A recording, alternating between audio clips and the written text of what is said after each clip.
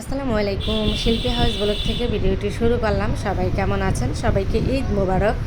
তো আজকে ঈদের দিন সকালে আমি অল্প করে একটু সেমাই রান্না করে নিলাম, আর চটপটি করেছিলাম।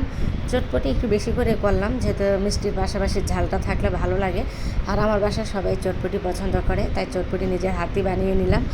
তারপর এই তো সকালে খাওয়া দাওয়া শেষ করে এখন দুপুরের জন্য বসিয়ে দিচ্ছি রান্নাটা। এখানে আমি রোস্টটা রান্না করার জন্য মশলাটা কষিয়ে নিতে আসছি।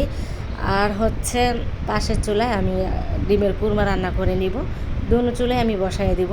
তো এই যে এখানে হালকা করে মানে চিকেনটা আমি একটু ভেজে নিচ্ছি। তারপর এখন আমি দিয়ে দিতে আসছি চিকেনগুলো। আর আমাদের মাংসটা এখনও আসে নাই, এখনও নিচে সবাই মাংস কাটতেছে। জানি না মাংস কাটতে কাটতে কত সময় লাগবে, বিকেল হয়ে যেতে পারে, এই দুপুর 2টা-3টা তো বাজবেই। তো ততক্ষণে আমি তার আগে আমার কিছু যা আছে রান্নাবান্না করে নিই, পরে মাংসটা আসলে রান্না করা যাবে, গরুর মাংসটা। তো এখানে আমি যে ডিমের কুরমাটা রান্না করে নিচ্ছি। এখনও দুধ দিইনি, দুধটা দিয়ে দিব।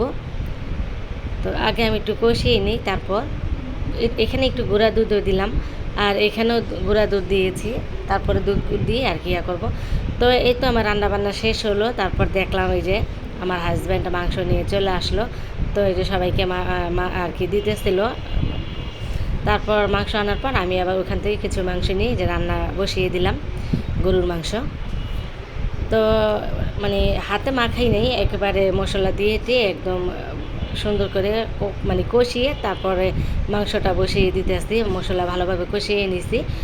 আর এই তো মাংসটা কিন্তু প্রায় হয়ে গেছে। তো ঝোলটা একটু কমলে আমি নামিয়ে নিব। এখানে যে মাংসটা খুব ভালো সিদ্ধ হয়েছে, যেহেতু কুরবানির মাংস। তো যাই হোক, ভিডিওটা এখানে রাখবো। সবাই ভালো থাকবেন। আসসালামু আলাইকুম।